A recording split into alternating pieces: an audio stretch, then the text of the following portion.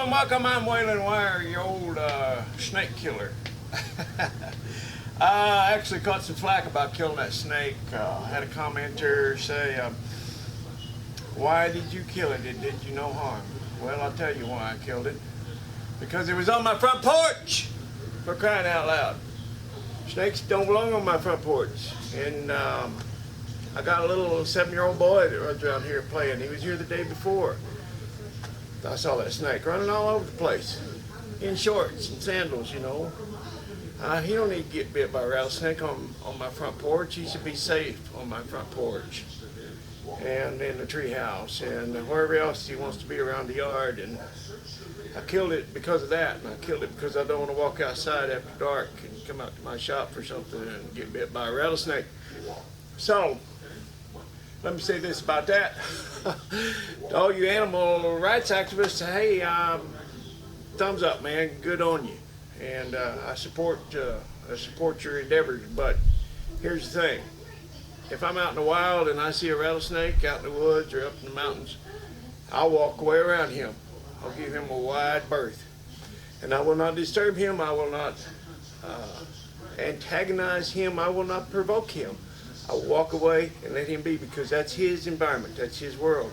But if he's on my front porch, he's gonna be a dead rattlesnake. And that's all there is to that. So now, let's take a little look at this S10. I showed you a little bit about this S10 pickup the other day, and I got it out and running, got it kind of cleaned up, shined up. And a lot of people asking why my son doesn't have it at his house and why didn't he drive it. And G-Man said, I'm surprised he don't drive it more. And well, the thing is, he'd love to be driving it. He would. He'd like to drive it. And I think he's going to. But also the thing is, he's got another car. And although it's paid for, it's a pretty nice car, and he likes to keep full coverage insurance on it. And he does that, and that's quite spendy. So if you're a young single person, in this state anyway, insurance on a couple vehicles is kind of spendy. So, but I think he's working that into his budget. Maybe, I don't know where. I'm going to talk to him about it. I thought I'd at least get it in condition so that he could go on the road and swap out the floods and this and that. And if he wants to insure it, I think he might insure it for 3 months, and that might be an affordable deal and a doable thing. But yeah, he would love to be driving it, and I love driving it. So I put tabs on it the other day, and if he wants to insure it so he can drive it, well, then it'll be ready. Anyway, let's take a look inside, and we'll show you a couple things about it. This little S10, as I mentioned, I bought in 1984. It is a 1983 model. It had 8,000 miles on it when I got it. At the time, it was the newest vehicle I had ever owned. I never had bought a brand new one. I did not buy a new one until 1995. So, about 10 years, 11 years later, I finally bought a new truck. But it was a nice little truck, and in my business, once again, I was still grafting back in those days. So, this was a nice little rig to run to California and back in. And as I also mentioned, I brought my son home from the hospital when he was born in this little truck. So this was his first ride, and it's still his ride. And it had little jump seats in the back, and he recalled sitting back there, and it had little stickers back there that he'd stuck around on it. And so he kind of liked it, had that family history to him. And so he wanted to drive it when he was 16, and that's what he did. And then when he was 17, he and I got together and we built up this little 327 engine that happened to come from a 63 Impala just like mine, that a buddy of mine owned and caught on fire. He salvaged the engine, and I swapped him out of it, and it sat around here for 20 years, and then we put it in this little truck, along with a 700 R4 monster transmission with shift kit and high stall torque converter. And then I took it out and tore the rear end out of it. My son did not tear it up, although he has driven it. He drove it through high school. I know he had his foot in it, but he never tore it up. I took it out and tore the rear end out of it. So, you know that old story, if you break it, you fix it. So at that time, there was an opportunity to kind of change things up a little bit. So I went ahead, it had a Camaro rear end. I made it into, I put a 411 Positrack in it. So, a little story about this truck. It's a fun truck to drive. I just got back from town, And it's a nice little driver, you know. It could be a daily driver for someone that can afford it. The gas and insurance and everything, it rides nice, it steers nice, handles well. If you get all over it, it kind of wants to get sideways, and it barks the tires when it shifts out, and that's kind of fun. But when we were having it painted, the guy was using a little, kind of like a pop rivet gun. I don't know what to call it, but it's an electric thing, and he'd shoot it in there, and it would weld this little thing that looked like a pop rivet in there, and it had a little dent on this quarter panel on the other side. And then he could put his puller on there and yank that dent out, and it got hot on the inside, and there was some, behind those little jump seats, there was some mouse residue, some mice had stuffed some cotton back there or whatever, and it caught on fire, and all of a sudden this guy started yelling, "Fire, fire!" Well, fortunately, the windows were up, so it did not get a lot of oxygen and burn everything to the ground right away.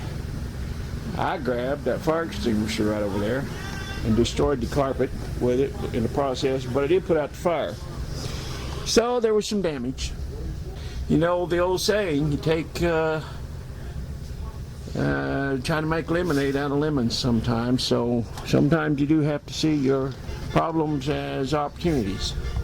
So what I did was, after the fire, I came in and paneled, or kind of upholstered this with some, just some cheap Naugahyde stuff, and then the jump seats were burnt, so I took them out, and I made these panels that go in here, shaped some metal, and I do like to fabricate. I know you'd never guess that, but anyway, it's not the greatest job in the world, but shaped some metal to fit the hole where that jump seat once had been, and mounted the speakers in there, and you know, put some red piping around it to match the seats. There's some red piping in these seats, so you know that works. It's not a show car, it's not a show truck, it's a driver, but that's okay. And he had a big huge speaker box back here, and he took that out, I think, because of the weight, and I don't know what direction he's going to go with it now. He may put that back in, just have a nice little driver with a good sound system, which it had. So part of the story on the little S10, and another part of the story is another mistake that I will point out. These seats are done in leather. One guy asked me where they were harvested. Well, I don't know, it's harvested off the tail end of a cow, as far as I know.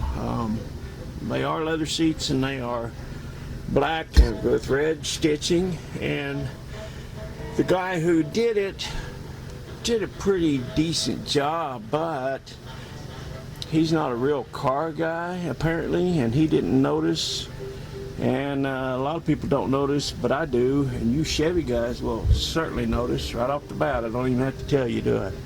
See these Chevy bow ties? Yep, they're in backwards. He got them backwards. He cut his material on the backside, marked it on the backside, and then so consequently he sewed them in upside down and backwards. I don't know if you can get them upside down, but you can get them backwards. So just one of the little story on the S10, and I've got some door panels. I'm going to replace these cheapo aftermarket door panels with some a little bit better cheapo aftermarket door panels. This one has, where was it I saw it? Oh, it has it's brittle, it breaks easy, it has a little break there. Also has this other one's broken on this little corner right there. Got a chip out of it, and I don't know if that's going to focus, but anyway, it's broken, and I'm going to fix that. I've got two brand new panels laid over there.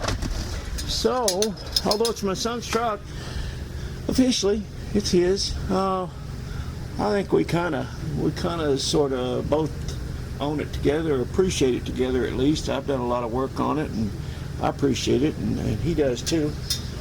So I don't mind putting a little bit of time into it because I get to drive it. So there you go, just a little bit more about the old S10. I will take y'all for a ride in a future video, and we will get under the hood in a future video. All right, see y'all. Watch out for snakes. Bye.